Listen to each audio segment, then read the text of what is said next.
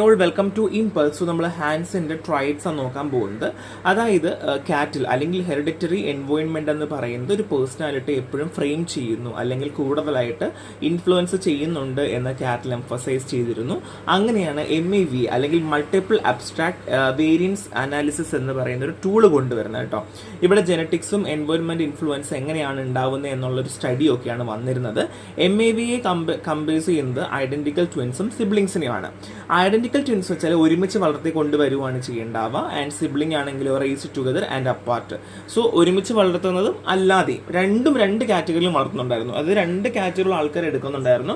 അതായത് ഒരുമിച്ച് കൊണ്ടുവരുന്ന ഐഡന്റിക്കൽ ട്വിന്നും ഉണ്ട്, അല്ലാതെ ഒരുമിച്ച് അല്ലാതെ വളർത്തുന്ന ഐഡന്റിക്കൽ ട്വിന്നും നമ്മൾ എടുക്കും. സിബ്ലിങ്സ് ആണെങ്കിലും ഒരുമിച്ച് കൊണ്ടുവരുന്ന എടുക്കും, അല്ലാത്തവരെ എടുക്കും. എന്നിട്ട് എന്ത് ചെയ്യുന്നു, അവരുടെ ഇന്റലിജൻസ് എങ്ങനെയാണ്, ന്യൂറോട്ടിസം എങ്ങനെയാണ്, അസർട്ടീവ്നെസ് എങ്ങനെയാണ്, ആൻഡ് കോൺസെൻട്രേഷൻസ് എങ്ങനെയാണ്, ഇങ്ങനെയുള്ള കാര്യങ്ങളൊക്കെയാണ് നമ്മൾ നോക്കിക്കൊണ്ടിരുന്നത്. അപ്പോൾ ഫസ്റ്റ് ഹാഫിൽ ഇന്റലിജൻസും അസർട്ട്നെസ് നോക്കുമ്പോഴത്തേക്കും 65 to 70% ജെനറ്റിക് ഇൻഫ്ലുവൻസ് എന്നായിരുന്നു. ആൻഡ് കോൺസെൻട്രേഷൻസും ന്യൂറോട്ടിസം ആണെങ്കിൽ അപ്രോക്സിമേറ്റ് 50% ജെനറ്റിക് ആണെന്ന് പറഞ്ഞു. അങ്ങനെ ഓവറോൾ പറയുവാണെങ്കിൽ ഹെറിഡിറ്ററി എന്ന് പറഞ്ഞാൽ 1/3 എൻവോയിൻമെന്റ് ആണ് 2/3 ആയിരുന്നു എന്നുള്ളതാണ്. So syntality traits describe social group study via factor analysis. അതായത് ഫാമിലി, നേഷൻ, ഇതൊക്കെയാണ് ട്രൈറ്റ്സ് ബേസിക്കലി നിന്ന് എക്സ്പ്ലെയിൻ ചെയ്യുന്നത് കേട്ടോ. ഇനി പറയാൻ പോകുന്ന എന്താണ് കോൺസ്റ്റിറ്റ്യൂഷണൽ ആൻഡ് VS എൻവോയിൻമെന്റൽ മോൾ ട്രൈറ്റ്സ് ആണ്. Source trait are further divide into constitutional traits and എൻവോയിൻമെന്റൽ മോൾ ട്രൈറ്റ്സ്. സോ നമ്മുടെ കോൺസ്റ്റിറ്റ്യൂഷണൽ ട്രൈറ്റ്സ് വെച്ചാൽ ബയോളജിക്കൽ ഒറിജിൻ ആണ്. അതായത് ഇപ്പോൾ നമുക്ക് ഇറിറ്റബിലിറ്റി ഫ്രം ഡ്രഗ് വിഡ്രോവൽ. അതായത് ഇപ്പോൾ നമ്മളൊരു മരുന്ന് കഴിക്കുമ്പോൾ ആ മരുന്ന് കഴിക്കാതെ വരുമ്പോൾ നമുക്ക് ഉണ്ടാവും ചെറിയൊരു ബുദ്ധിമുട്ടോ, ഇത്ര നാൾ മരുന്ന് കഴിച്ചൊന്ന് കഴിക്കണ്ടല്ലോ, ആ കഴിക്കുന്ന സമയത്ത് കഴിച്ചിരുന്നെങ്കിൽ സമാധാനം ഉണ്ടാവില്ല, ഒരു സൈക്കോളജിക്കൽ ആണ്. പിന്നെ ബയോളജിക്കൽ വിഡ്രോവൽ ഉണ്ട്. ഇപ്പം ബേസിക്കലി കഞ്ചാവ് പോലുള്ള കാര്യങ്ങളൊക്കെ കഴിക്കുകയാണെന്നുണ്ടെങ്കിൽ അതിൻ്റെ വിഡ്രോവൽ സിംറ്റം ഉണ്ടാവും, അല്ല അപ്പം അതിൻ്റെ ഇറിറ്റബിലിറ്റി ഉണ്ടാവും. സോ എൻവയോൺമെന്റൽ മോൾഡ് ആണെങ്കിൽ learned behaviour due to environment, അതായത് എൻവോയിൻമെന്റുമായിട്ട് ബന്ധപ്പെട്ട് വരുവാണ് ചെയ്യുക. അപ്പോൾ ബേസിക്കലി എൻവോയിൻ മോഡൽ എങ്ങനെയാണ്, കോൺസ്റ്റിറ്റ്യൂഷണൽ മോഡൽ എങ്ങനെയാണെന്ന് പറയുന്നത്. കോൺസ്റ്റിറ്റ്യൂഷണൽ ട്രയൽ ആണെങ്കിൽ ബയോളജിക്കൽ ഒറിജിൻ എന്നാണ് പറയുക. എൻവോയിൻമെന്റ് മോഡൽ ആണെങ്കിലോ learned behaviour due to environment ആയിരിക്കും. നമ്മൾ ചുറ്റുപാടും എങ്ങനെയാണ് വളരെയാണ് ചെയ്യുക. Data source for personality L data, Q data, T data. L ആണെങ്കിൽ ലൈഫ് റെക്കോർഡ്, Q ആണെങ്കിൽ questionnaire and self report, T data test ആയിരിക്കും. ടൈപ്പ് ഓഫ് ട്രൈറ്റ്സ് മൊത്തം 35 പ്രൈമറി ട്രൈറ്റ്സ് ഉണ്ട്. അതിൽ 23 നോർമൽ ട്രൈറ്റ്സും 12 അബ്നോർമൽ ട്രൈറ്റ്സും ആണ് ഉള്ളത്. ഇത് കാണാതെ പഠിച്ചേ പറ്റുള്ളൂ. എത്ര ട്രൈറ്റ്സ് ഉണ്ട് നമ്മൾ അറിഞ്ഞിരിക്കണം കേട്ടോ. സോ ഇത് 16 PF 16 പേഴ്സണാലിറ്റി ഫാക്ടേഴ്സ് ആണ്. Warm, reasoning, emotional stability, dominance, liveliness, rule consciousness, social boldness, sensitivity, vigilant, abstractiveness, privateness. അങ്ങനെ നമുക്ക് ടോട്ടലി 16 ഉണ്ട്. 16 പഠിക്കാൻ പറ്റില്ല. അറ്റ്ലീസ്റ്റ് എന്ത് ചെയ്യാം, നമുക്കതിൽ ABCEFGHILMNO Q1 Q2 Q3 Q4 ആ ഒരു കോഡെങ്കിലും പഠിച്ചു വെക്കുക കേട്ടോ. 16 പേഴ്സണാലിറ്റി ഫാക്ടേഴ്സ് ഉണ്ടെന്ന് പറഞ്ഞാൽ നമുക്ക് അതെങ്കിലും എഴുതി വെക്കാനായിട്ട് പറ്റും. ഇനി ഗ്ലോബൽ ട്രൈറ്റ്സും പ്രൈമറി ട്രൈറ്റ്സും എന്താണ്? അവിടെയാണ് എക്സ്ട്രാവേർഷനും ഇൻട്രോവേർഷനും പറയുന്നത്. അവിടെ വാംത്ത്, ലിവ്നെസ്, സോഷ്യൽ ബോൾഡ്നെസ്, ഇതൊക്കെ എവിടെയാണ്? ഈ ഒരു എക്സ്ട്രാവേർഷനും ഇൻട്രോവേർഷനും അകത്ത് വരുന്നതാണ്. In receptivity VS tough mindedness ഉണ്ട്. അവിടെയാണ് sensitivity, abstractness, openness to change, warmth വരുന്നത്. സെൽഫ് കൺട്രോൾ VS അൺറെസ്ട്രെയിൻസ് ഉണ്ട്. അവിടെ rule consciousness, perfectionism, serious groundness ഒക്കെയാണ് വരുന്നത്. അപ്പൊ ഇവിടെ നിങ്ങൾ മനസ്സിലാക്കേണ്ടത് എന്താണ് global traits from primary traits എന്നറിയാം. അവിടെയാണ് extraversion, introversion, receptivity VS tough mindedness and self control VS unrestrain നോക്കി വെക്കുക. ഡൈനാമിക് കൺസ്ട്രക്ട്സ് ഉണ്ട്. അവിടെയാണ് എർജുകൾ വരിക, ഇനേറ്റ് ഡ്രൈവ്സുകൾ. നമുക്കിപ്പോൾ വിശപ്പ് വരിക, ക്യൂരിയോസിറ്റി വരില്ല, അതൊക്കെ ഡൈനാമിക് കൺസ്ട്രക്റ്റിന്റെ അണ്ടറിൽ വരുന്നതാണ്. അവിടെയാണ് SEM, socially shaped ergic manifold ഉണ്ട്. അവിടെയാണ് family, career, religion. So energized by erg, SEMs are energized by erg. നമുക്ക് ആ ഒരു എർജ് വരുമല്ലോ, ആ എർജ് കാരണമാണ് നമ്മൾ എന്ത് ചെയ്യുന്നത്, ഇച്ചിരി ഇങ്ങനെ കാണിക്കുന്നത്.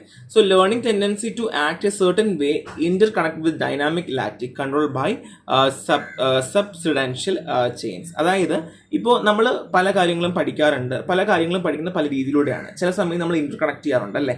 അപ്പം എല്ലാ കാര്യങ്ങളും ഇന്റർ കണക്ട് ചെയ്യണമെന്നില്ല. So interconnect with dynamic lattice control by the subsidiation chain. So നമ്മൾ നോക്കേണ്ടത് സബ്സിഡേഷൻ ചെയിൻ അല്ലേ, ഈ ചെയിൻ ആണ് ഡൈനാമിക് ലാറ്റിക്കിന് ഇന്റർ കണക്റ്റഡും കൺട്രോൾഡും ആണ്. അതാണ് നമുക്ക് ഈ ഒരു ലേണിംഗ് ടെൻഡൻസി നമുക്ക് ഉണ്ടാക്കുന്നു എന്നുള്ളത് മനസ്സിലാക്കുക. സോ പേഴ്സണാലിറ്റി ഫോർമുല ഉണ്ട്. R F SP, R response, S situation, P personal structure. എളുപ്പമാണ്. സോ ഇനി നമ്മൾ പറയാൻ പോകുന്ന ടൈപ്പ് ഓഫ് ഇന്റലിജൻസ് ആണ്. ഇത് കാറ്റലിന്റെ പ്രകാരമാണ് ഫ്ലൂയിഡ് ഇന്റലിജൻസ്. അതായത് നമുക്ക് പുതിയ പ്രോബ്ലം ഒക്കെ സോൾവ് ചെയ്യാനുള്ള എബിലിറ്റി കിട്ടുക എന്നുള്ളതാണ്. ആൻഡ് ക്രിസ്റ്റലൈസ്ഡ് ഇന്റലിജൻസ് ഉണ്ട്, based on learned knowledge and experience ആണ് കേട്ടോ. നമ്മൾ അറിയുന്ന കാര്യങ്ങൾ വെച്ചിട്ട് നമ്മൾ ഉള്ള ഒരു ഇന്റലിജൻസ് ആണ്, ലേൺഡ് നോളജും എക്സ്പീരിയൻസും. So believed intelligence is the primary inheritance. So intelligence ആണ്, നമുക്ക് ഇന്റലിജൻസ് ഉണ്ടെങ്കിലേ നമുക്ക് എന്ത് ചെയ്യാൻ പറ്റുള്ളൂ, ഫർദർ ഡെവലപ്പ് ചെയ്യാൻ പറ്റുള്ളൂ എന്നുള്ളൊരു കൺസെപ്റ്റും കൂടെ ഇവിടെ പറയുന്നുണ്ടായിരുന്നു.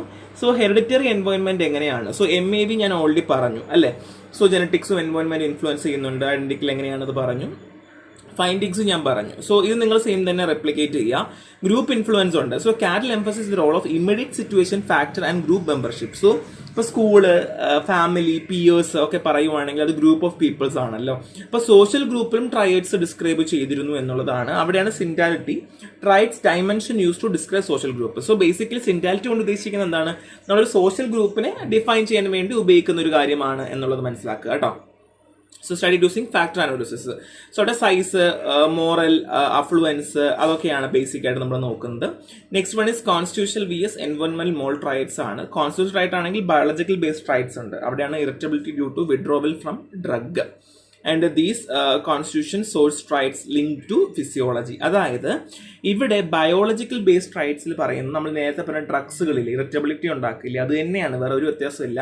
ഇത് ഗ്രൂപ്പിൽ പറയുന്നു എന്നുള്ളത്. മറ്റത് നമ്മൾ ഒരു ഇൻഡിവിജ്വൽ പറഞ്ഞുകൊണ്ട് ഗ്രൂപ്പ് പറഞ്ഞു, രണ്ട് ഏകദേശം ഒരുപോലെ തന്നെ രണ്ടും വരുന്ന കേട്ടോ. അപ്പോൾ ചിലപ്പോൾ ചോദ്യം വരിക ഗ്രൂപ്പിൽ ട്രൈറ്റ്സ് എങ്ങനെയാണ് അല്ലെങ്കിൽ ഇൻഡിവിജ്വൽ ട്രൈറ്റ്സ് എങ്ങനെയാണ് കാറ്റിൽ പറഞ്ഞു എന്നായിരിക്കും ചോദ്യം മിക്കവാറും വരുന്നുണ്ടാവുക കേട്ടോ.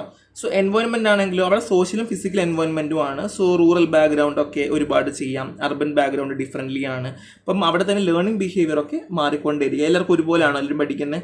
അല്ല അല്ലേ, ഓരോരുത്തരും ഓരോ രീതിയിലാണ് അവിടെ പഠിക്കുന്നതും കാര്യങ്ങളും ഒക്കെ ചെയ്യുന്നത്. അപ്പോൾ അങ്ങനെയുള്ള കാര്യങ്ങളാണ് അവിടെ കൂടുതലായിട്ട് മെൻഷൻ ചെയ്യുന്നത്.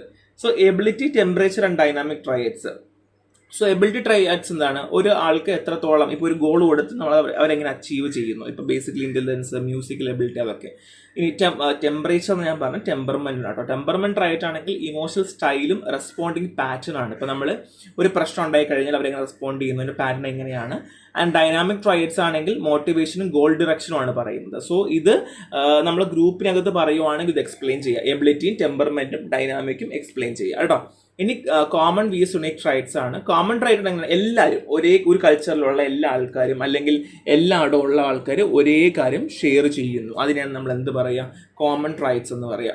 യുണീക് ട്രൈറ്റ്സ് ആണെങ്കിലോ ചില ആൾക്കാരിൽ മാത്രം കാണാം, ചില ഇൻട്രസ്റ്റുകളുള്ള ആൾക്കാർ, ചില ആറ്റിറ്റ്യൂഡ് ഉള്ളവർ മാത്രം കാണാം. ഇതൊക്കെ എളുപ്പമാണ്, നമുക്ക് അറിയുന്ന കാര്യമാണ്, പക്ഷെ ഒന്ന് ജസ്റ്റ് നോക്കണം എന്നുള്ളതേ ഉള്ളൂ. ഇനി ഡേറ്റ കളക്ഷനിൽ LQT ഞാൻ പറഞ്ഞു. എന്താ, life recording data four natural setting ആണ്. അവിടെ സ്കൂളിന്റെ പെർഫോമൻസ് ഒക്കെയാണ് നമ്മൾ നോക്കുക.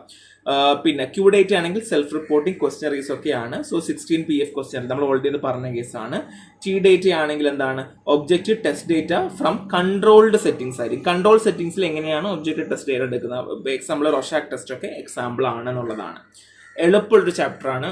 എന്താണ് മിക്കവാറും ചോദ്യം വരിക, ഗ്രൂപ്പ് എന്താണ്, പേഴ്സൺ എന്താണ്. അവിടെ അങ്ങനെ ഒരു ചോദ്യം മാത്രമേ നമുക്ക് പ്രതീക്ഷിക്കാവുള്ളൂ. അകത്തു നിന്നും ചോദ്യങ്ങൾ വരാത്ത ചാൻസ് കുറവാണ് കേട്ടോ. അപ്പോൾ നെക്സ്റ്റ് ക്ലാസ്സിൽ കാണാം. Thank you.